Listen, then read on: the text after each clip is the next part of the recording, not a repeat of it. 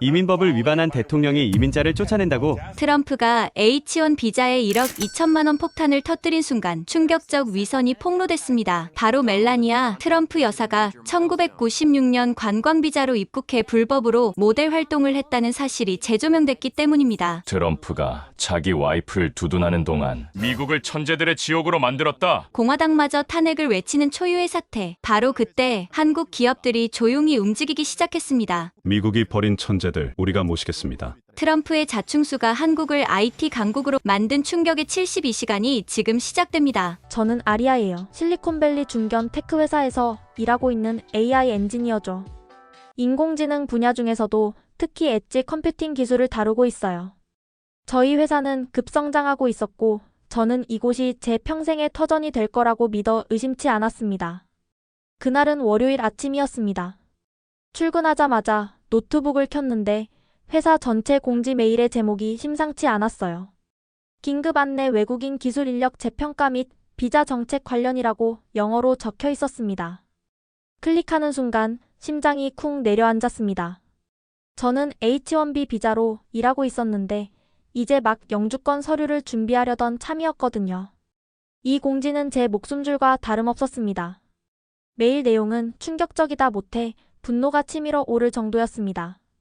미국 정부가 H1B 비자 제도를 완전히 뜯어고쳤다는 내용이었죠. 핵심은 두 가지였습니다. 첫째, 무작위 추첨 제도 폐지. 둘째, 국가 핵심 기술 분야 AI, ML 칩, 디자인 등에 한해 연봉 20만 달러 이상의 인재에게 우선 비자 갱신 자격을 부여한다는 것이었습니다. 이 금액은 미국 기술 인력 전체의 상위 1%에 해당하는 수준이었어요. 테이블에 앉아 있는데 손이 파르르 떨렸습니다. 제 현재 연봉은 18만 달러. 저는 이 커트오프 라인에서 불과 2만 달러가 모자랐습니다. 2만 달러. 한국 돈으로 2,600만 원 남짓한 이 돈 때문에 제가 지난 5년간 실리콘밸리에서 쌓아 올린 커리어와 제 가족의 미래가 통째로 무너질 위기에 처한 것입니다. 주변을 둘러봤습니다.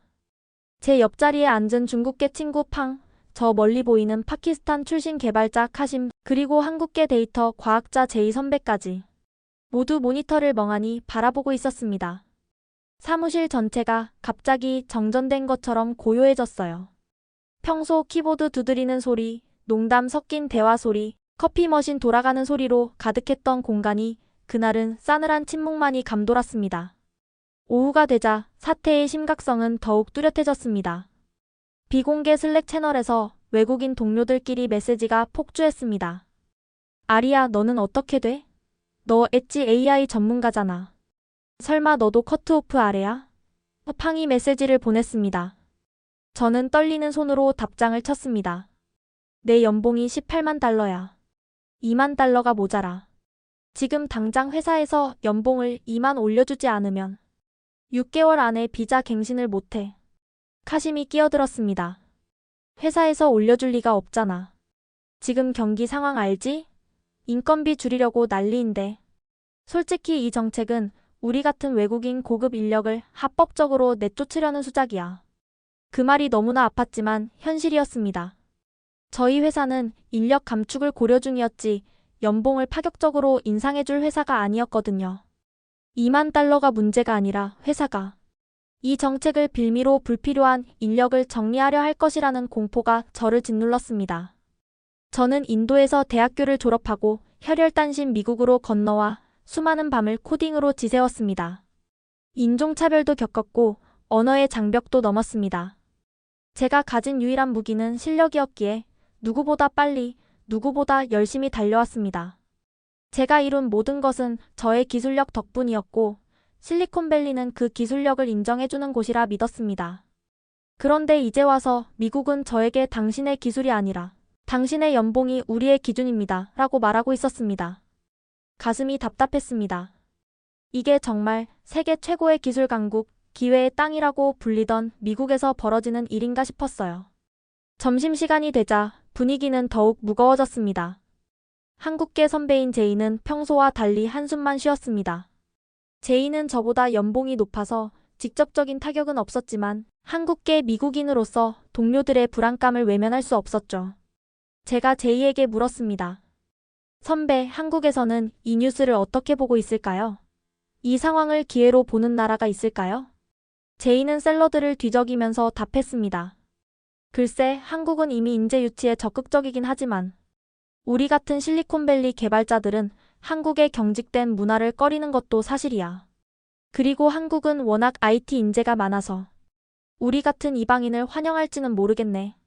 제이의 현실적인 말은 제 어깨를 더욱 짓눌렀습니다. 미국에서 내쳐지면 고향으로 돌아갈 수도 있지만 고향 역시 저에게 실리콘밸리만큼의 기회를 줄 수 있을지는 미지수였거든요. 그날 오후 4시 팀장님이 저희 외국인 인력들을 비공개 미팅룸으로 소집했습니다. 모두들 해고 통보를 예상했습니다. 문을 열고 들어가자 팀장님은 차마 눈을 마주치지 못했습니다. 여러분도 공지를 받겠지만 회사 차원에서 정말 큰 난관입니다. 20만 달러 미만의 H1B 인력을 모두 20만 이상으로 인상하는 건 현실적으로 어렵습니다. 재정 부담이 너무 큽니다. 특히 6개월이라는 기한은. 그 순간 저는 제 자신이 폐기 처분 직전의 부품처럼 느껴졌습니다. 팀장님의 말은 곧 우리는 너희를 위해 돈을 쓰지 않을 것이다 라는 선언이나 마찬가지였습니다. 미팅이 끝나고 저는 제 책상에 앉아 멍하니 코딩 창을 바라봤습니다. 제가 짜놓은 코드는 여전히 깔끔하고 논리적이었지만 제 머릿속은 온통 혼란뿐이었습니다. 실리콘밸리는 능력과 혁신을 외치던 곳이었는데 결국 돈의 논리 앞에서 저희의 능력을 배제한 것입니다. 퇴근 후 집에 돌아와서도 불안은 가시지 않았습니다. 저는 곧장 인터넷으로 전 세계 뉴스를 검색했습니다.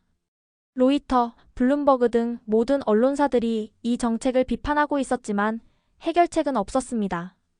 이제 전 세계 기술 인재들은 미국이라는 꿈의 무대에서 쫓겨나 새로운 기회를 찾아 헤매는 기술 난민 신세가 된 것입니다.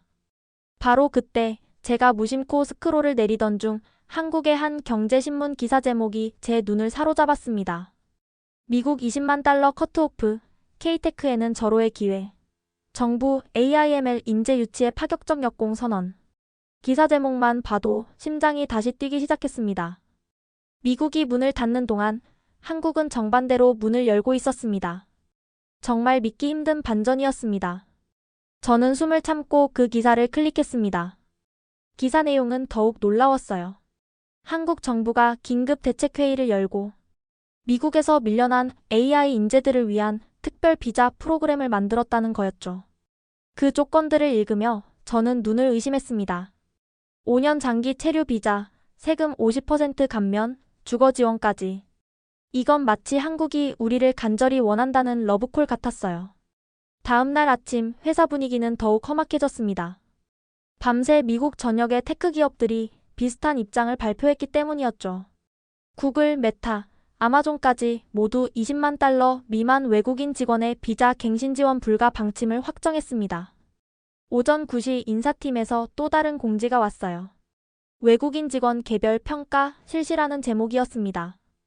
평가라고 쓰고 사실상 생존자 선별이었죠. 회사는 23명의 외국인 직원 중 단 3명만 20만 달러로 연봉을 인상하기로 했습니다. 나머지 20명은 6개월 안에 알아서 살 길을 찾아야 한다는 거였어요. 점심시간 구내식당은 장례식장 같았습니다. 평소 친하게 지내던 동료들이 서로를 경계하기 시작했어요. 세 자리를 놓고 23명이 경쟁해야 하는 잔혹한 서바이벌이 시작된 거죠. 팡이 조용히 다가와 속삭였습니다. 아리야, 너 작년에 만든 엣지 AI 모델 있잖아. 그거 특허 출원했다며? 그걸 어필해봐. 그래봤자야. 회사는 이미 결정했을 거야. 누가 더 값싼 인력인지, 누가 더 대체 가능한지. 그때 인사 담당자가 제자리로 왔습니다. 아리아시 3시에 평가 면담 있습니다. 면담실로 들어가자 CEO와 인사이사가 앉아 있었어요. CEO가 먼저 입을 열었습니다. 아리아, 당신의 기술력은 탁월합니다. 작년 엣지 AI 프로젝트는 회사에 500만 달러 수익을 가져다 줬죠. 하지만 그 하지만이 제 심장을 찔렀습니다. 현재 당신의 연봉은 18만 달러입니다. 회사 입장에서 20만으로 인상하려면 연간 2만 달러의 추가 비용이 발생합니다. 5년이면 10만 달러죠. 반면 인도나 동유럽에서 원격으로 일할 개발자를 고용하면 연 8만 달러면 충분합니다. 저는 믿을 수가 없었어요. 제가 회사에 가져다 준 500만 달러와 제 연봉 2만 달러를 저울질하고 있다니. 제가 만든 AI 모델은 저만이 유지 보수할 수 있습니다. 제가 떠나면 그건 우리가 감수할 리스크입니다. 아리아, 미안하지만 당신의 AI 모델이 아무리 뛰어나도 18만은 18만입니다. 숫자는 거짓말하지 않아요. 면담실을 나오는 제 다리는 후들거렸습니다. 5년간 밤낮 없이 일하며 회사를 성장시켰는데 결국 저는 엑셀 시트의 한 줄에 불과했던 거예요. 자리로 돌아오니 제이 선배가 걱정스러운 표정으로 다가왔습니다. 아리아, 어떻게 됐어? 안 좋아요. 회사는 저를 숫자로만 봐요. 이게 실리콘밸리의 민낯이야. 혁신과 다양성을 외치지만 결국 돈 앞에서는. 그날 오후 저는 절망적인 마음으로 링크드인을 열었습니다. 다른 회사라도 찾아야 했거든요. 그런데 받은 메시지함에 낯선 이름이 있었어요. 윤세혁 헤르메스 AI CTO, 대한민국. 메시지를 열어봤습니다. 안녕하세요, 아리아님. 저는 한국의 AI 스타트업 헤르메스 AI의 CTO 윤세혁입니다. 당신의 엣지 AI 논문을 인상 깊게 읽었습니다. 특히 분산 컴퓨팅 환경에서의 실시간 추론, 최적화 기법은 정말 혁신적이었어요. 미국의 새로운 비자 정책으로 많은 우수 인재들이 어려움을 겪고 있다고 들었습니다. 하지만 저는 이것을 한국과 당신 모두에게 기회로 봅니다. 저희 헤르메스 AI는 당신의 가치를 연봉 숫자가 아닌 기술력으로 평가합니다. 당신이 가진 엣지 AI 전문성은 저희가 추진 중인 아시아 스마트시티 프로젝트의 핵심입니다. 한국 정부는 K-테크 글로벌 인재 유치 5개년 계획을 발표했습니다. 5년 장기 비자, 세금 감면, 주거 지원까지 파격적인 조건을 제시하고 있죠. 무엇보다 한국에서는 당신이 단순한 비용이 아닌 자산으로 대우받을 것입니다. 당신의 기술력이 곧 한국의 미래 경쟁력이 되기 때문입니다. 관심이 있으시다면 화상 미팅을 하고 싶습니다. 당신의 답변을 기다리겠습니다. 메시지를 읽는 동안 가슴이 뛰기 시작했어요. 제 논문을 읽고 기술력을 먼저 언급한 사람은 오랜만이었거든요. 미국 회사들은 항상 얼마에 일할 수 있느냐를 먼저 물었는데 이 사람은 제 기술이 왜 필요한지를 먼저 설명했습니다. 저는 제이 선배에게 메시지를 보여줬어요. 선배, 이거 봐요. 한국 회사에서 연락이 왔어요. 제이 선배는 메시지를 읽더니 눈이 커졌습니다. 헤르메스 AI? 이 회사 알아. 작년에 아시아 AI 서밋에서 대상 받은 곳이야. 한국 정부가 직접 투자하는 유니콘 기업이지. 정말요?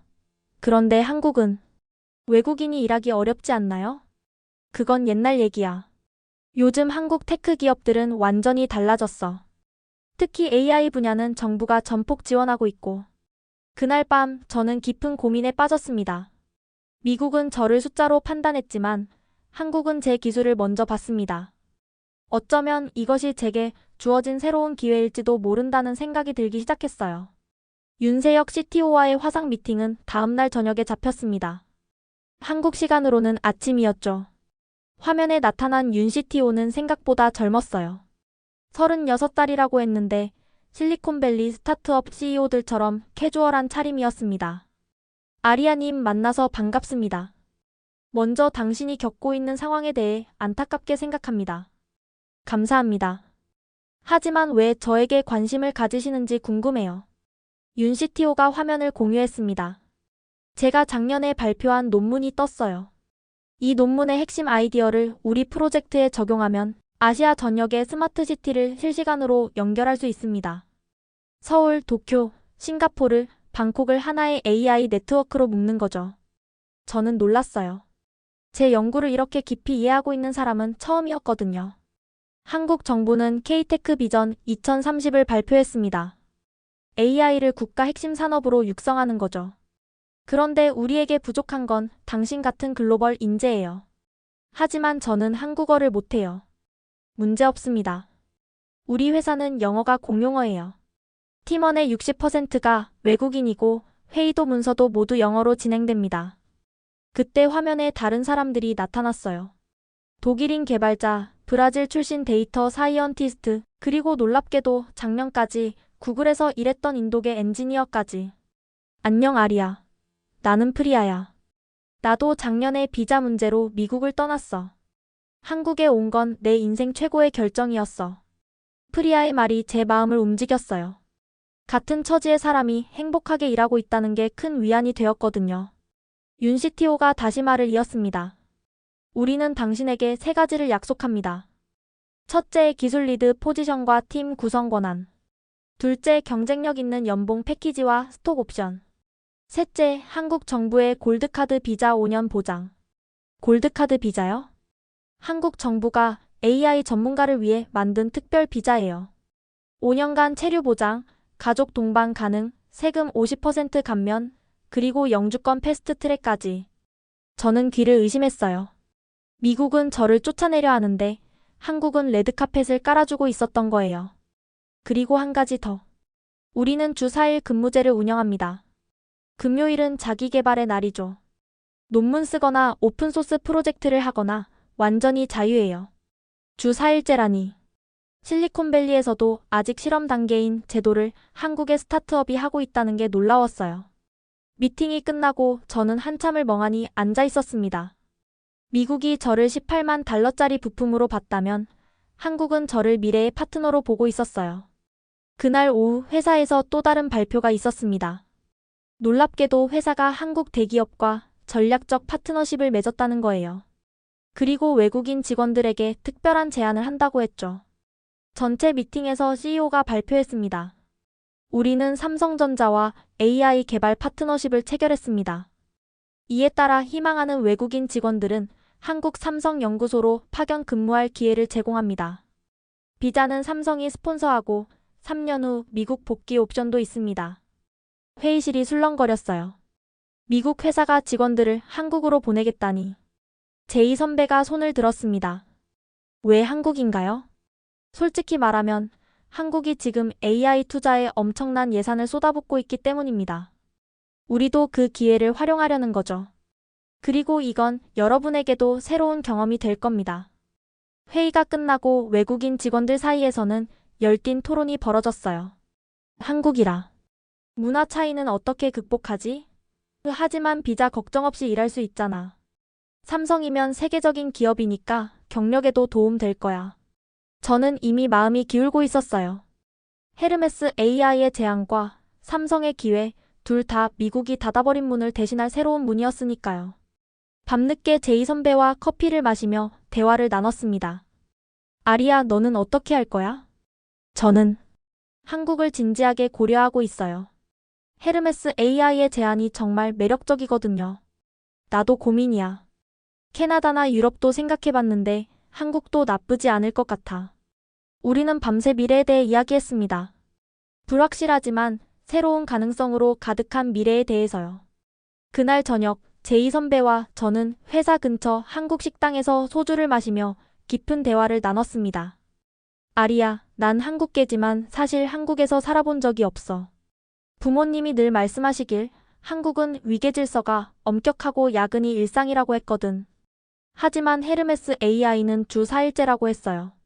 제이 선배가 한숨을 쉬었습니다. 그건 스타트업이니까 가능한 거야. 대기업은 다를 거야. 그리고 한국은 우리 같은 교포나 외국인을 진짜 한국인으로 받아들일까? 그 질문이 제 마음 깊은 곳을 찔렀어요. 저는 인도계 미국인으로 미국에서도 완전한 미국인으로 인정받지 못했는데 한국에서는 어떨까요? 하지만 선배, 미국도 결국 우리를 버렸잖아요. 20만 달러 못 번다고. 그래도 미국은 기회의 땅이야. 언젠가 정책이 바뀔 수도. 언젠가요? 그 언젠가를 기다리다가 6개월 후에 추방당하면요? 제이 선배도 할 말이 없었어요. 우리는 묵묵히 소주잔을 비웠습니다. 다음 날 뜻밖의 손님이 회사를 찾아왔습니다. 바로 윤세혁 CTO였어요. 그는 실리콘밸리에 직접 와서 인재 영입 투어를 하고 있었던 거예요. 아리아님, 직접 만나니 더 반갑네요. 윤 CTO는 저뿐만 아니라 다른 외국인 직원들과도 개별 면담을 진행했어요. 점심은 팡카심 제이 저와 함께 했습니다. 여러분이 한국에 대해 가진 선입견을 알아요. 긴 근무시간, 수직적 문화, 언어 장벽. 맞죠? 우리는 고개를 끄덕였어요. 10년 전이라면 맞는 말이에요. 하지만 지금 한국은 달라요. 특히 테크 업계는 완전히 다른 세상이 됐죠. 제가 직접 보여드릴게요. 윤 CTO는 태블릿을 꺼내 동영상을 보여줬어요. 판교 테크노밸리의 모습이었습니다. 이게 한국의 실리콘밸리예요. 구글, 아마존, 마이크로소프트 아시아 본부가 다 여기 있죠. 그리고 보세요. 거리의 간판들. 절반이 영어예요. 확실히 제가 상상하던 한국과는 달랐어요. 초연대적인 건물들, 다양한 인종의 사람들, 실리콘밸리 못지않은 활기찬 분위기. 그리고 한국 정부의 지원을 보세요. 화면에 숫자들이 나타났어요. AI 투자 100조 원, 인재 유치 10만 명, 글로벌 테크 허브 조성 5조 원, 외국인 정착 지원금 1인당 5천만 원. 팡이 놀라서 물었어요. 정말 정부가 이렇게 지원해요? 한국은 국가 차원에서 AI를 미래 먹거리로 정했어요. 그리고 그 미래를 만들 인재가 필요하죠. 여러분 같은. 카심이 걱정스럽게 물었습니다. 하지만 우리가 한국 문화에 적응할 수 있을까요? 제가 한 가지 비밀을 알려드릴게요. 지금 판교에서 일하는 외국인 엔지니어가 3,000명이 넘어요. 인도, 중국, 유럽, 남미 전 세계에서 모였죠. 그들이 만든 커뮤니티가 있고 국제학교도 있고 할랄 레스토랑부터 비건 카페까지 다 있어요. 제이 선배가 드디어 입을 열었어요. 윤 대표님, 솔직히 물어볼게요. 한국 대기업들이 정말 변했나요? 아직도 꼰대 문화 아닌가요? 윤 CTO가 웃었어요. 좋은 질문이에요. 변화는 진행 중이에요. 완벽하진 않죠. 하지만 한 가지는 확실해요. 지금 한국 기업들은 생존을 위해 변하고 있어요. 글로벌 인재 없이는 경쟁력을 잃는다는 걸 뼈저리게 느끼고 있거든요. 그의 말에는 진정성이 있었어요. 단순히 인재를 영입하려는 세일즈 토크가 아니라 진짜 한국의 변화를 믿는 사람의 확신이었죠. 면담이 끝나고 윤 CTO가 제게 따로 말했어요. 아리아님, 일주일 동안 한국에 와서 직접 보고 결정하세요. 모든 경비는 저희가 부담할게요. 백문이 불여일견이니까. 일주일이요? 네, 서울 라이프 트립이라고 생각하세요. 회사도 보고, 판교도 가고, 실제로 그곳에서 일하는 사람들도 만나보세요. 그리고 결정해도 늦지 않아요. 그날 밤 저는 깊은 고민에 빠졌습니다.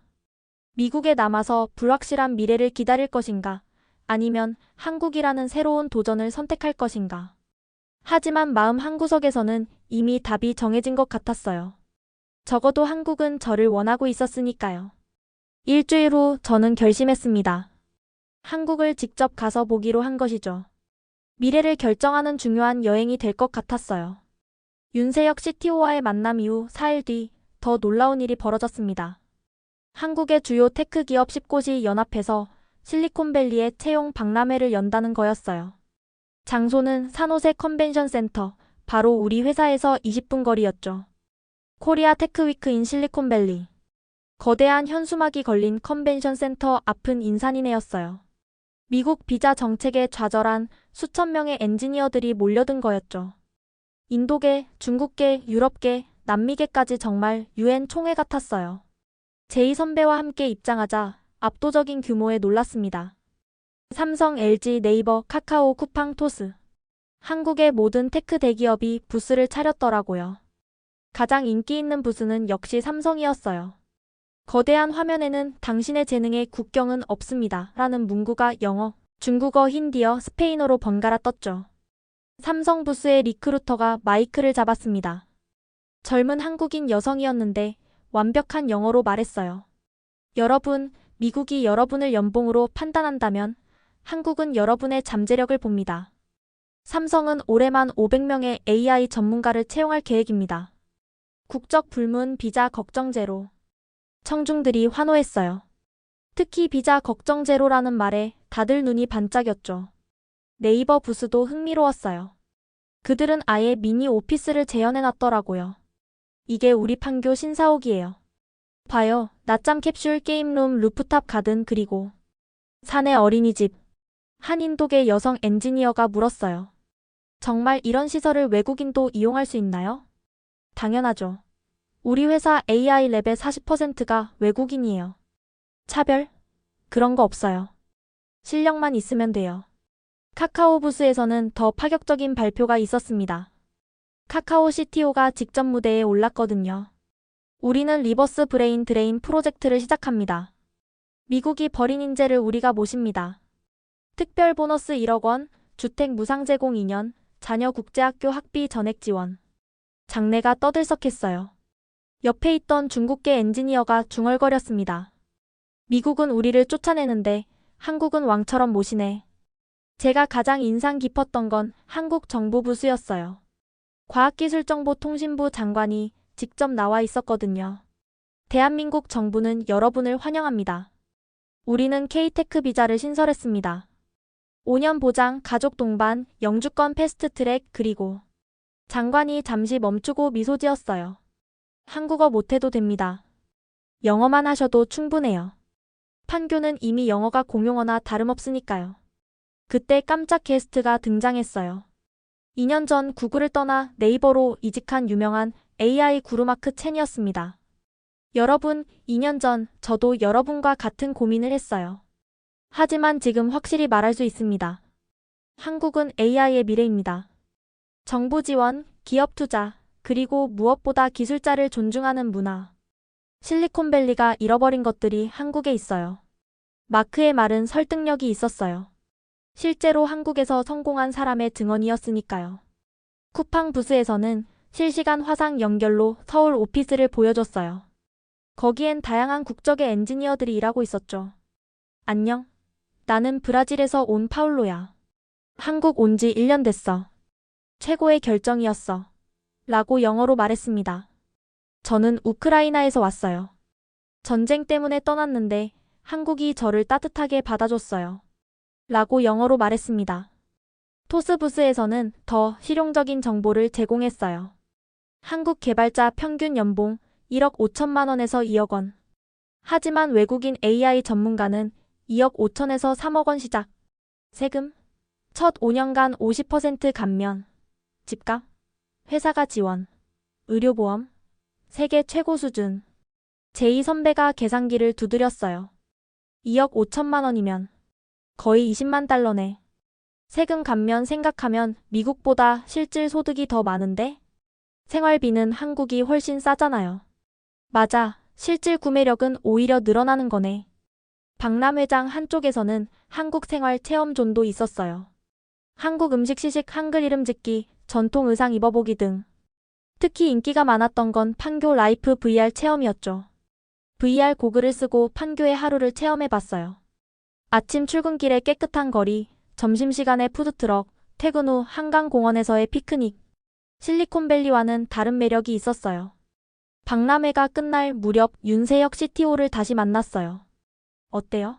한국 기업들의 열정이 느껴지나요? 네, 정말 놀라워요. 이 정도로 적극적일 줄은. 이건 시작일 뿐이에요.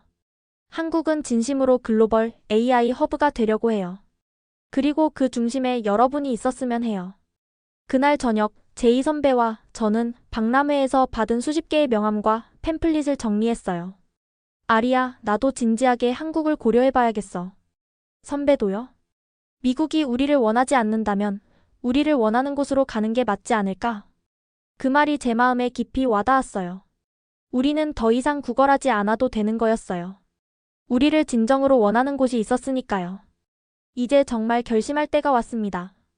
저는 한국행 항공권을 예약했어요. 일주일 후 저는 인천행 비행기에 올랐습니다. 13시간의 비행 동안 계속 생각했어요. 과연 이 선택이 맞는 걸까? 하지만 비행기 안에는 저 같은 사람들이 많았어요. 실리콘밸리에서 한국으로 향하는 엔지니어들이 제법 있었거든요. 옆자리에 앉은 중국계 개발자가 말을 걸었어요. 혹시 코리아 테크위크 때문에 가는 거예요? 네, 맞아요. 회사 탐방 차 가는 거예요. 혹시 당신도? 저는 이미 계약했어요. 라인에서 일하게 됐거든요. 연봉도 만족스럽고 무엇보다 비자 스트레스가 없다는 게 최고예요. 인천공항에 도착했을 때 첫 인상은 와, 미래도시다였어요. 공항 자체가 하나의 거대한 테크 쇼케이스 같았거든요. 로봇이 안내를 하고 모든 게 자동화되어 있었어요.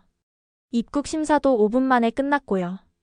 도착 게이트를 나오자 웰컴 투 코리아, 테크리더스라는 대형 전광판이 저를 맞았어요. 그리고 그 아래에는 윤세혁 CTO가 직접 나와 있었습니다. 아리아님, 한국에 오신 걸 환영합니다. 직접 마중 나오셨네요.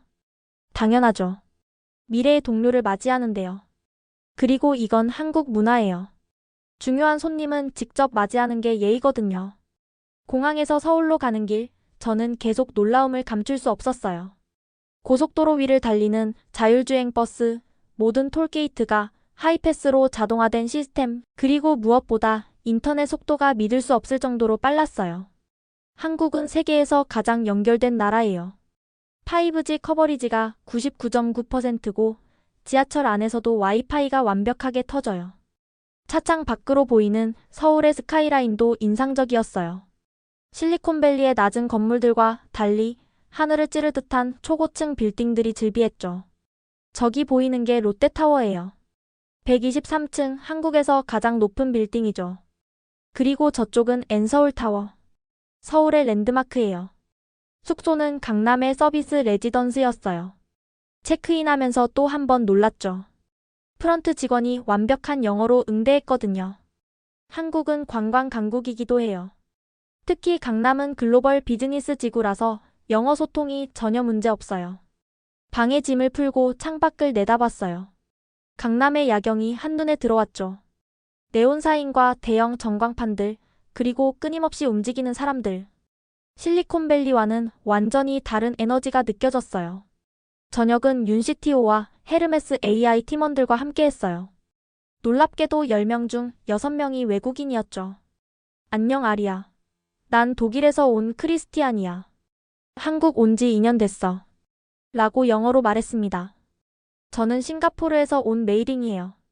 한국 생활 정말 좋아요. 라고 영어로 말했습니다. 브라질에서 온 카를로스입니다. 한국 음식에 완전 빠졌어요. 라고 영어로 말했습니다. 저녁 메뉴는 한국식 바비큐였어요. 고기를 구우면서 자연스럽게 대화가 이어졌죠. 처음엔 김치가 너무 매웠는데 지금은 김치 없으면 못 살아요. 크리스티안이 웃으며 말했어요. 메이링이 덧붙였어요. 한국 직장 문화요? 우리 회사는 정말 수평적이에요. 나이나 연차보다 실력이 중요하죠. 그리고 회식도 강제가 아니에요. 오늘처럼 자연스럽게 모이는 거죠. 카를로스는 열정적으로 말했어요. 무엇보다 한국은 안전해요. 새벽에 혼자 걸어 다녀도 전혀 위험하지 않아요. 브라질에서는 상상도 못할 일이죠. 식사를 하면서 팀원들의 이야기를 들으니 제가 가졌던 한국에 대한 편견들이 하나씩 깨졌어요. 그들은 모두 한국에서 행복하게 살고 있었고 무엇보다 일에서 보람을 느끼고 있었어요. 우리가 개발하는 AI 플랫폼이 곧 아시아 10개국에서 사용될 거예요. 이런 스케일의 프로젝트는 실리콘밸리에서도 쉽지 않죠. 윤 CTO가 자랑스럽게 말했어요. 식사 후 강남 거리를 걸었어요. 밤 10시가 넘었는데도 거리는 활기찼고 상점들은 대부분 열려 있었어요. 한국은 빨리빨리 문화예요. 24시간 편의점, 새벽 배송, 즉시 배달. 모든 게 빠르고 편리하죠. 편의점에 들어가 봤는데 정말 놀라웠어요. 과자부터 도시락, 와인, 생활용품까지 없는 게 없었거든요. 그리고 무인 계산대에서 얼굴 인식으로 결제가 가능했어요. 한국은 이미 캐시리스 사회예요. 현금 없어도 전혀 불편하지 않아요. 숙소로 돌아오는 길 윤 CTO가 말했어요. 내일은 판교 본사를 보여드릴게요. 진짜 한국의 테크 현장을 경험하실 거예요. 그날 밤 침대에 누워 천장을 바라봤어요. 하루만 지났는데도 한국은 제 예상을 완전히 뛰어넘었어요. 현대적이고 글로벌하고 무엇보다 역동적이었죠. 미국이 저를 숫자로 판단했다면 한국은 저를 가능성으로 보고 있었어요. 내일 판교를 방문하면 더 확실한 결정을 내릴 수 있을 것 같았습니다. 다음 날 아침 판교로 향했습니다. 강남에서 차로 20분, 지하철로도 30분이면 도착하는 거리였어요. 판교에 들어서는 순간 저는 눈을 의심했습니다. 실리콘밸리보다 더 실리콘밸리 같은 곳이었거든요. 판교 테크노밸리에 오신 걸 환영합니다. 윤 CTO가 자랑스럽게 말했어요. 네이버, 카카오, NC소프트, 넥슨. 한국의 모든 테크 대기업들이 여기 모여 있었어요. 건물들은 하나같이 초현대적이었고 거리에는 자율주행 셔틀이 다니고 있었죠. 헤르메스 AI 사옥에 도착했어요. 10층짜리 통유리 건물이었는데 1층 로비부터 압도적이었어요. 거대한 디지털 아트월, 개방형 카페테리아, 그리고 직원들의 자유로운 복장. 우리 회사는 완전 자율 출퇴근제예요. 오전 6시부터 11시 사이 아무 때나 오면 돼요. 그리고 주 4일 근무제 기억하시죠? 엘리베이터를 타고 7층 AI 랩으로 올라갔어요. 문이 열리자 놀라운 광경이 펼쳐졌습니다. 축구장만한 오픈 스페이스에 수백 명의 엔지니어들이 일하고 있었는데 그 모습이 정말 인상적이었어요. 스탠딩 데스크, 빈백 의자, 심지어 러닝머신 위에서 코딩하는 사람도 있었어요. 벽면에는 거대한 화이트보드가 있었는데 수식과 다이어그램으로 가득했죠. 여기가 우리의 심장부예요. 보세요. 저기 인도팀, 중국팀, 유럽팀이 함께 일하고 있어요. 국적은 다르지만 하나의 목표를 향해 달리죠. 한 인도계 엔지니어가 다가왔어요. 아리야? 나 프라샨트야. 작년 구글 AI 컨퍼런스에서 만났잖아. 라고 영어로 말했습니다. 오마이갓 프라샨트. 여기서 일해? 6개월 됐어. 최고의 결정이었어. 여기선 내가 원하는 연구를 마음껏 할 수 있거든. 예산 제약도 거의 없고. 라고 영어로 말했습니다. 옆에서 중국계 엔지니어가 끼어들었어요. 맞아. 한국 정부가 AI에 쏟는 돈이 장난 아니야. 우리 프로젝트만 정부 지원금이 100억 원이야. 라고 영어로 말했습니다. 회의실로 이동해서 프로젝트 브리핑을 받았어요. 화면에 아시아 지도가 떴고 각 도시를 연결하는 선들이 나타났죠. 이게 우리가 만드는 아시아 AI 네트워크예요. 서울, 도쿄, 베이징, 싱가포르, 방콕을 하나로 연결하는 거죠. 실시간 교통 최적화, 재난 예측, 의료 데이터 공유까지. 프로젝트의 스케일에 압도됐어요. 이건 한 나라의 프로젝트가 아니라 대륙 규모의 프로젝트였거든요. 아리아님의 엣지 AI 기술 핵심이에요. 각 도시의 엣지 디바이스에서 실시간 처리를 하면서도 중앙 서버와 동기화하는 거죠. 점심은 사내 식당에서 먹었어요. 뷔페식이었는데 한식, 중식, 일식, 양식, 할랄, 비건까지 모든 옵션이 있었어요. 우리는 다양성을 존중해요. 음식부터 시작하죠. 윤 CTO가 웃으며 말했어요. 오후에는 실제 개발 환경을 체험했어요. 최신 맥북 프로, 듀얼 모니터, 그리고 무제한 클라우드 리소스. GPU 필요하면 언제든 요청하세요. 예산 걱정 없어요. 팀 리더가 말했어요. 코드 리뷰 세션도 참관했는데 놀라웠어요. 나이나 직급 상관없이 자유롭게 의견을 나누고 모든 대화가 영어로 진행됐죠. 한국 회사는 위계적이라고 들었는데 제가 물었어요. 프라샨트가 웃었어요. 테크 회사는 달라. 실력이 곧 권력이야. 막내 개발자가 CTO한테도 반박할 수 있어. 오후 3시 휴게실에서 커피 타임을 가졌어요. 구글 오피스 못지않은 시설이었죠. 커피 머신, 스낵바, 게임기, 심지어 마사지 체어까지. 매주 금요일은 비어 파티도 해요. 독일계 크리스티안이 말했어요. 독일 맥주 마시면서 일주일 회고하는 거죠. 그때 알림이 울렸어요. 4시부터 요가 클래스 시작합니다. 요가 클래스요? 매일 다른 프로그램이 있어요. 요가, 필라테스, 명상, 심지어 한국어 수업도. 저녁 무렵 판교 전체를 둘러봤어요. 네이버 본사도 구경하고 카카오 스페이스 다선도 들렀죠. 어디나 비슷했어요. 젊고 글로벌하고 혁신적인 분위기. 판교에만 외국인 엔지니어가 5,000명이 넘어요. 윤 CTO가 설명했어요. 그래서 여기는 리틀 실리콘밸리라고도 불려요.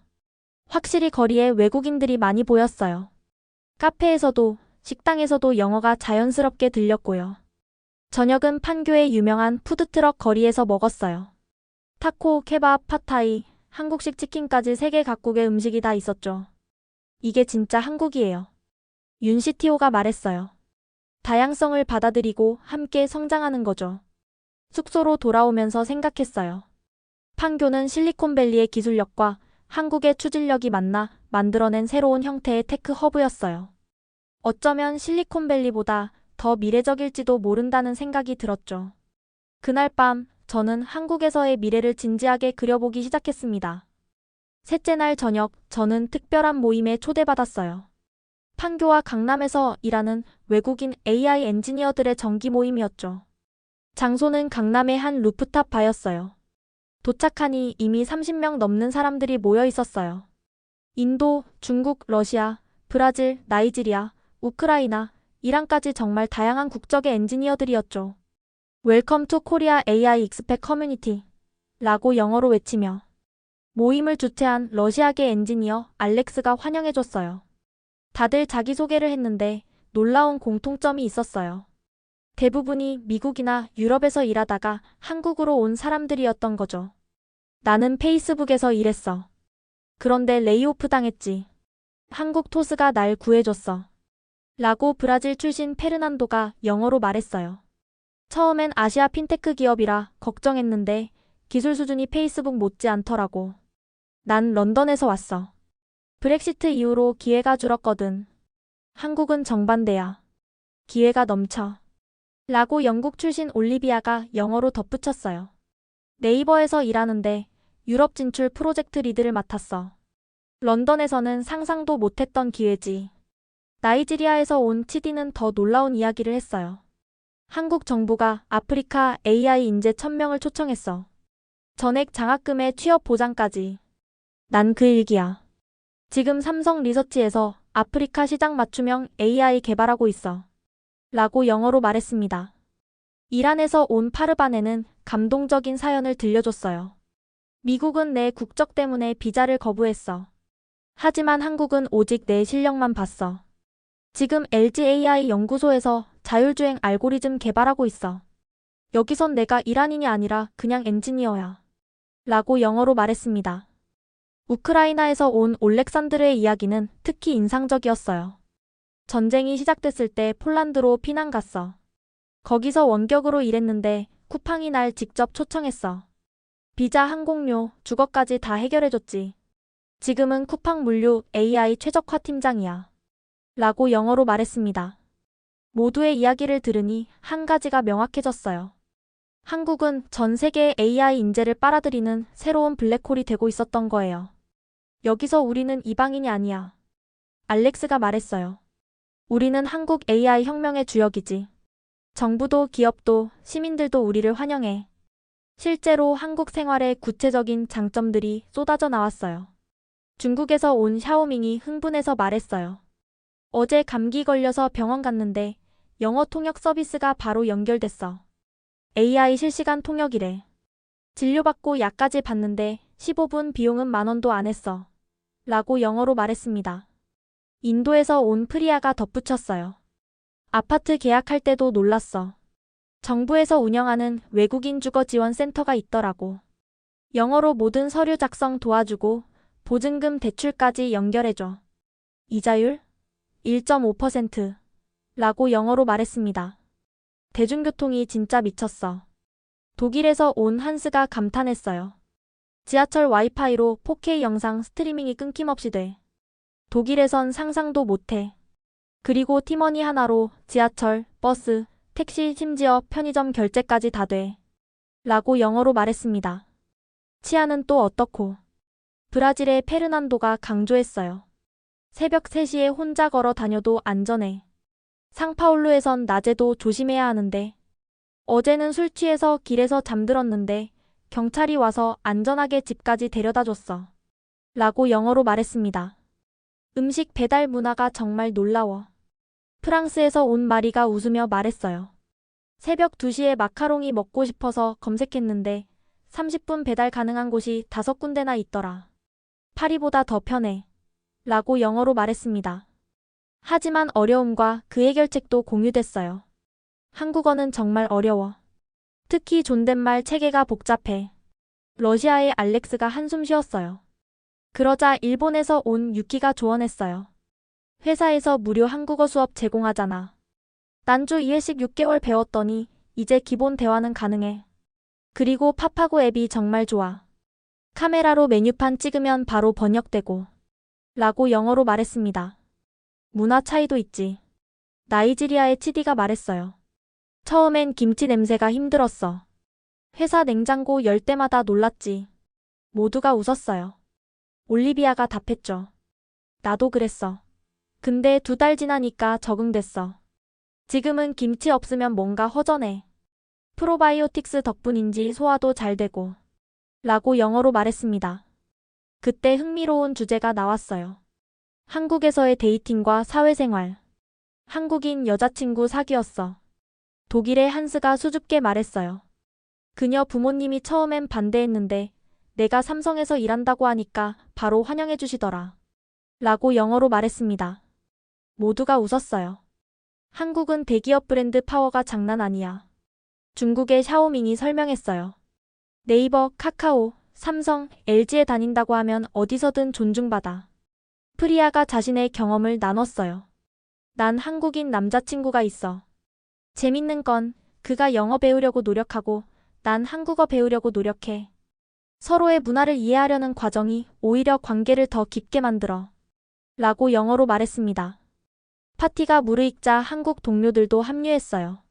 제이 선배처럼 한국계 미국인들, 그리고 한국인 엔지니어들도 왔죠. 삼성 리서치의 김지훈 박사가 말했어요. 솔직히 처음엔 외국인 동료들과 일하는 게 어색했어요. 영어도 부담스럽고. 근데 지금은 오히려 한국인끼리만 있을 때보다 편해요. 서로 다른 관점이 부딪히면서 더 창의적인 아이디어가 나오거든요. 네이버의 박서연 매니저도 공감했어요.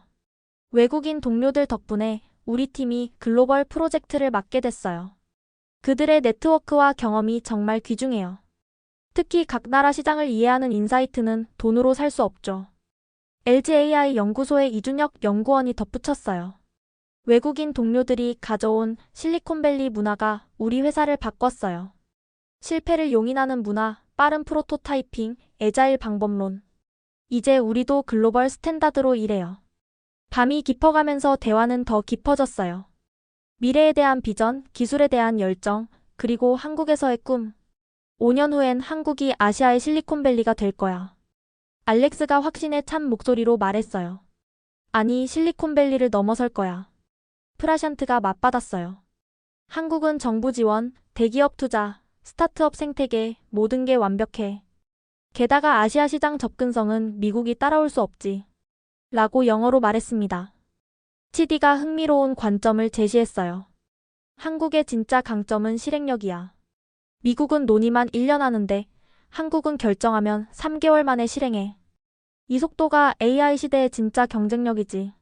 라고 영어로 말했습니다. 올렉산드르가 감동적인 말을 했어요. 전쟁으로 모든 걸 잃었을 때 한국이 나에게 두 번째 기회를 줬어. 이제 한국은 내 제2의 고향이야. 라고 영어로 말했습니다. 파르바네도 눈물을 글썽이며 말했어요. 이란 여권으로는 갈 수 있는 나라가 거의 없어. 하지만 한국은 내 능력만 봤어.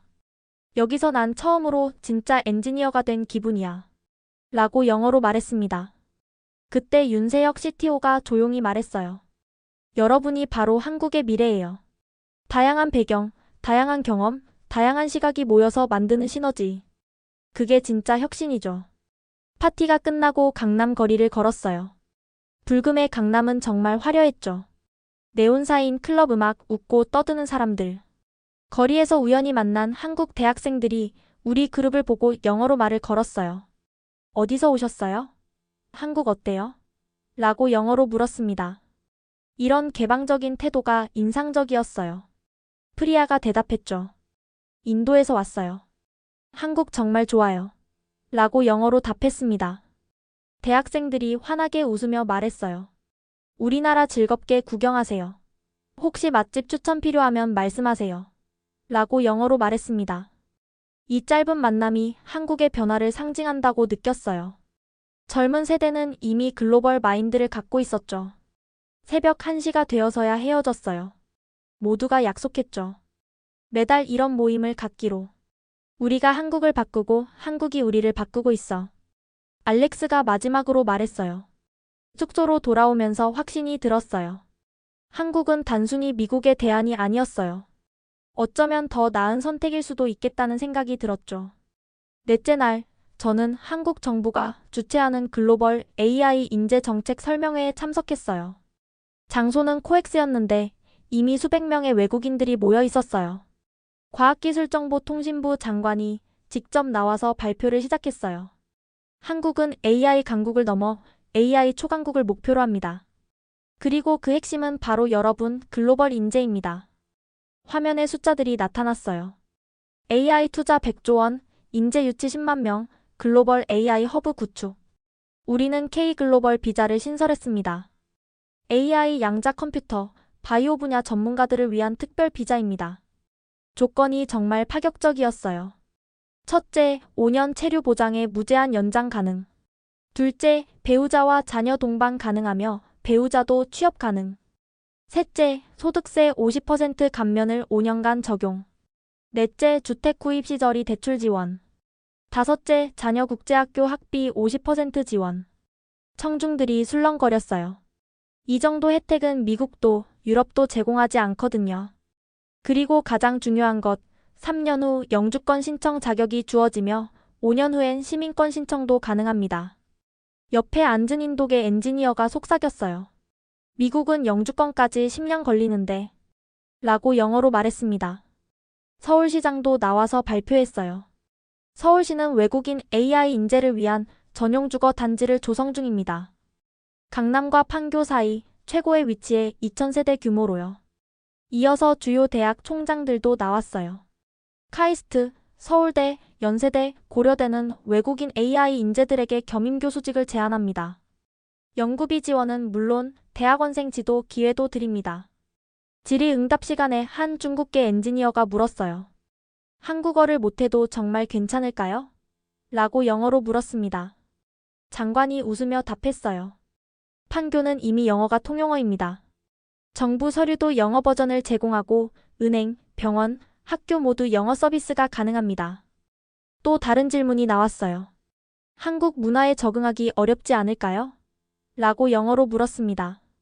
서울시장이 답했어요. 서울은 이미 글로벌 도시입니다.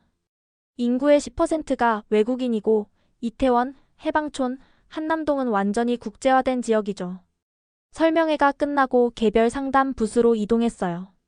법무부, 고용노동부, 교육부 직원들이 1대1 상담을 해줬죠. 아리아님의 경력이면 K글로벌 비자 골드 등급입니다. 법무부 직원이 말했어요. 서류만 제출하시면 2주 안에 발급됩니다. 자녀가 있으신가요? 국제학교 입학도 도와드립니다. 교육부 직원이 친절하게 설명했어요. 상담을 받으면서 느꼈어요.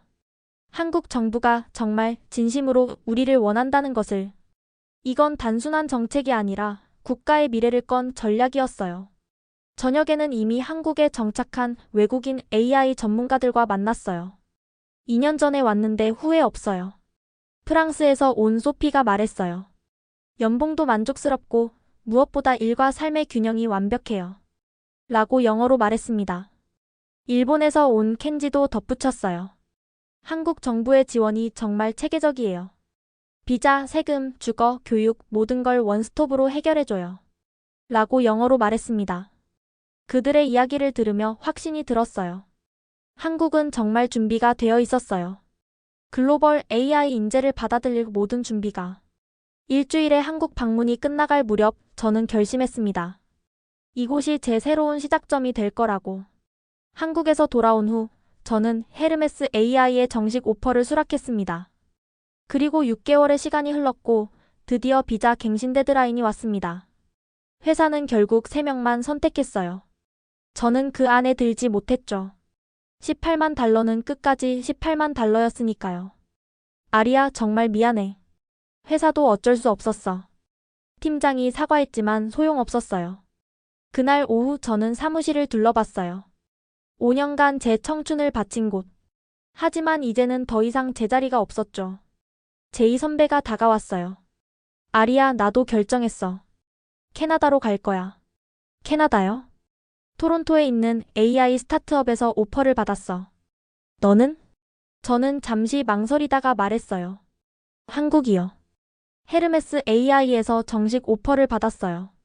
제이 선배가 놀란 표정을 지었어요. 정말? 와, 대단한 결정이네. 선배는 한국 안 가요? 나는 아직 한국에 대한 마음의 준비가 안 됐어. 하지만 너는 다를 거야.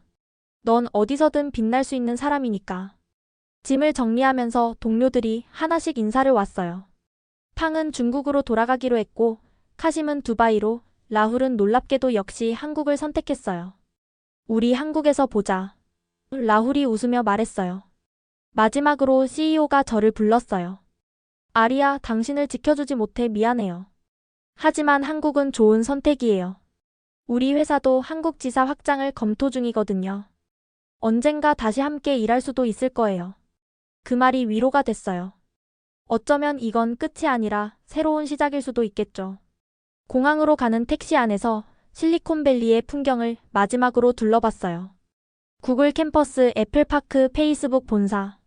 한때는 꿈의 무대였지만 이제는 저를 거부한 곳이 됐죠. 공항 체크인 카운터에서 신기한 일이 일어났어요. 한국행 비행기를 기다리는 사람들 중 절반이 저처럼 테크 회사 로고가 박힌 백팩을 맨 엔지니어들이었던 거예요. 혹시 한국으로 이직하시나요? 옆 사람이 물었어요. 네, 맞아요. 당신도요? 저도요. 라인에서 일하게 됐어요. H1B 비자 때문에. 대합실에서 기다리는 동안 비슷한 처지의 사람들과 대화를 나눴어요. 모두가 미국의 비자 정책 때문에 떠나는 사람들이었죠. 이게 바로 브레인 드레인이야. 누군가 씁쓸하게 말했어요. 미국이 스스로 인재를 쫓아내는 거지. 비행기에 오르면서 뒤를 돌아봤어요. 안녕, 실리콘밸리. 당신이 나를 원하지 않아도 나를 원하는 곳은 있으니까. 13시간의 비행 끝에 다시 인천공항에 도착했어요. 이번엔 관광객이 아니라 새로운 삶을 시작하러 온 거였죠. 입국장을 나오자 윤세혁 CTO가 기다리고 있었어요. 그의 손에는 웰컴 홈, 아리아라고 영어로 적힌 팻말이 들려 있었죠. 집에 오신 걸 환영합니다, 아리아님. 집이라. 그 말이 가슴에 와닿았어요. 미국은 저를 영원한 이방인으로 만들었지만 한국은 저를 집으로 맞아주고 있었으니까요. 한국에서의 첫 출근 날이 왔어요. 헤르메스 AI 사옥으로 향하는 지하철 안에서 긴장과 설렘이 교차했죠. 아리아님 환영합니다. 로비에서 팀원들이 박수로 맞아줬어요. 제자리에는 이미 최신 장비들이 세팅되어 있었고 책상 위에는 환영 선물들이 놓여 있었어요. 한국 전통차, 회사 굿즈, 그리고 손편지까지. 우리 팀의 새로운 리더를 소개합니다. 윤 CTO가 전체 회의에서 저를 소개했어요. 아리아는 엣지 AI 분야 최고 전문가이며 우리의 아시아 프로젝트를 이끌 사람입니다. 팀원은 총 15명. 한국인 5명, 인도인 3명, 중국인 2명, 독일인 2명, 브라질인 1명, 러시아인 1명, 그리고 저까지. 정말 글로벌한 팀이었죠. 첫 프로젝트 미팅이 시작됐어요. 주제는 아시아 10개국 스마트시티 통합 AI 플랫폼. 우리의 목표는 서울, 도쿄, 싱가포르, 베이징, 방콕, 자카르타, 마닐라, 하노이, 쿠알라룸푸르, 뭄바이를 하나로 연결하는 거예요. 프로젝트 매니저인 한국인 지수가 설명했어요. 각 도시의 교통, 에너지, 의료 데이터를 실시간으로 분석하고 최적화하는 거죠. 제가 맡은 부분은 엣지 컴퓨팅 아키텍처 설계였어요. 각 도시의 수백만 개 IoT 디바이스에서 데이터를 처리하는 시스템을 만드는 거죠. 아리아, 당신의 논문에 나온 분산 처리 알고리즘을 여기 적용하면 레이턴시를 90% 줄일 수 있을 것 같아. 라고 중국인 동료 리밍이 영어로 제안했어요. 좋은 아이디어야. 거기에 양자 암호화까지 추가하면 보안도 완벽할 거야. 라고 독일인 크리스가 영어로 덧붙였어요. 첫날부터 느꼈어요. 여기서는 제 기술력이 진짜 가치를 발휘할 수 있다는 것을. 점심시간 회사 식당에서 다양한 음식을 맛봤어요. 김치찌개를 처음 먹어봤는데 생각보다 맛있었어요. 처음엔 매워서 힘들었는데 지금은 김치 없으면 못 살아. 라고 브라질 동료 카를로스가 웃으며 영어로 말했어요.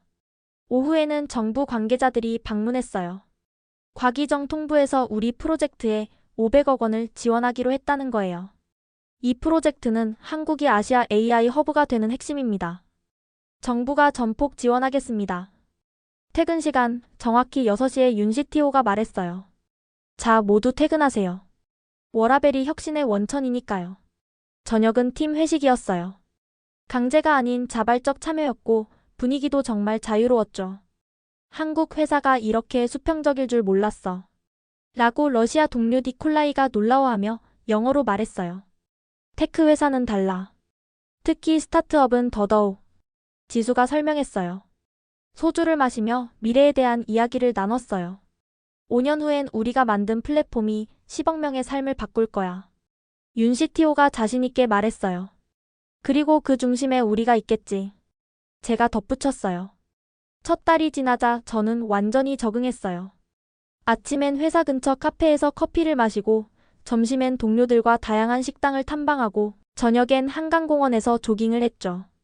주말엔 외국인 커뮤니티 모임에 참여했어요.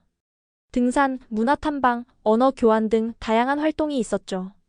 무엇보다 좋았던 건 존중받는 느낌이었어요. 제 의견이 중요했고, 제 기술이 가치를 인정받았고, 제가 팀의 핵심이라는 걸 모두가 알았죠. 어느 날 미국에 있는 전 동료에게서 메일이 왔어요. 아리야, 어때? 한국 생활은? 라고 영어로 물었습니다. 저는 이렇게 답했어요. 최고야. 여기선 내가 18만 달러짜리가 아니라 프라이스리스한 인재거든. 라고 영어로 답했습니다. 석 달이 지난 지금 우리 프로젝트는 순조롭게 진행되고 있어요. 첫 번째 프로토타입이 완성되었고, 싱가포르 정부가 파일럿 테스트에 참여하기로 했죠. 6개월이 지난 어느 날, 저는 서울에서 열리는 글로벌 AI 서밋의 기조 연설자로 초청받았어요. 주제는 인재 이동의 새로운 패러다임. 무대에 오르니 1000명이 넘는 청중이 저를 바라보고 있었어요. 그중엔 제이 선배도 있었죠. 캐나다에서 특별히 날아온 거였어요. 안녕하세요. 저는 아리아입니다. 6개월 전 저는 미국에서 쫓겨났어요. 연봉이 2만 달러 부족하다는 이유로요. 청중이 조용히 경청했어요. 하지만 지금 저는 10억 명의 삶을 바꿀 프로젝트를 이끌고 있습니다. 미국이 세운 20만 달러의 벽이 제게는 더 넓은 세상으로 가는 다리가 됐어요. 화면에 우리 프로젝트 데모가 떴어요. 아시아 10개 도시가 실시간으로 연결되는 모습이었죠. 이것은 한국에서만 가능했습니다. 정부의 전폭적 지원, 기업의 과감한 투자, 그리고 무엇보다 다양성을 포용하는 문화가 있었기에 가능했어요. 박수가 터져나왔어요. 미국은 여전히 위대한 나라입니다. 하지만 이제 혁신의 중심은 다극화되고 있어요. 실리콘밸리만이 유일한 선택지가 아닙니다. 제 옆에 윤세혁 CTO가 올라왔어요. 우리 헤르메스 AI는 올해만 50명의 외국인 AI 전문가를 영입했습니다. 이들은 모두 미국, 유럽, 중국에서 온 최고의 인재들이죠. 왜 그들이 한국을 선택했을까요? 화면에 통계가 나타났어요. 한국으로 온 AI 인재 10,000명, 정부 투자 10조 원, 신규 일자리 5만 개. 한국은 인재를 숫자로 보지 않습니다. 우리는 그들의 잠재력을 봅니다. 그리고 그 잠재력이 꽃필 수 있는 최고의 환경을 제공하죠. 발표가 끝나고 수많은 사람들이 다가왔어요. 저도 H1B 비자 때문에 고민 중이에요. 한국이 정말 좋은가요? 라고 영어로 물었습니다. 헤르메스 AI는 어떻게 지원하나요? 라고 영어로 물었습니다. 그때 제이 선배가 다가왔어요. 아리야, 정말 인상적이었어. 나도 이제 진지하게 한국을 고려해봐야겠어. 선배, 언제든 환영이에요. 한국은 계속 진화하고 있어요. 저녁 리셉션에서 한국 대통령이 깜짝 등장했어요. 여러분이 대한민국의 미래입니다. 우리는 여러분을 통해 세계 최고의 AI 강국이 될 것입니다. 그 순간 깨달았어요. 저는 단순히 직장을 옮긴 게 아니라 역사의 전환점에 서 있다는 것을. 6개월이 더 지난 지금 우리 프로젝트는 큰 성과를 거두고 있어요. 싱가포르와 방콕에서 파일럿 테스트가 성공적으로 완료됐고 교통체증이 20% 감소했죠. 더 많은 도시들이 우리 플랫폼 도입을 검토하고 있어요. 더 놀라운 건 미국 기업들이 우리 기술에 관심을 보이기 시작했다는 거예요. 그중엔 제가 다녔던 회사도 있었죠. 아리야, 우리가 큰 실수를 했어. 전 CEO가 화상통화로 말했어요. 당신을 놓친 게 아니라 미래를 놓친 거였어. 라고 영어로 말했습니다. 1년이 지난 지금 저는 한국 생활에 완전히 정착했어요. 강남에 작은 아파트를 구했고 한국어도 조금씩 배우고 있어요. 무엇보다 제가 속한 팀은 이제 50명으로 늘었고 우리는 다음 단계를 준비 중이에요. 전 세계 스마트 시티를 연결하는 글로벌 프로젝트죠. 가끔 실리콘밸리가 그립기도 해요. 하지만 후회는 없어요. 미국이 세운 벽 덕분에 저는 더 큰 세상으로 나아가는 다리를 발견했으니까요. 그리고 그 다리의 이름은 대한민국이었습니다. 지금 저는 영주권 신청 서류를 준비하고 있어요.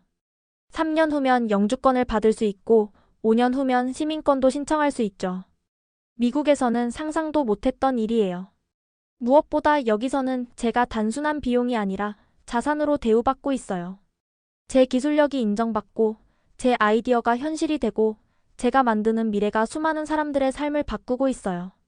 어제 프리아가 재미있는 말을 했어요. 우리가 실리콘밸리를 떠난 게 아니야. 실리콘밸리가 우리를 떠난 거지. 그리고 이제 새로운 실리콘밸리가 여기 만들어지고 있어. 라고 영어로 말했습니다.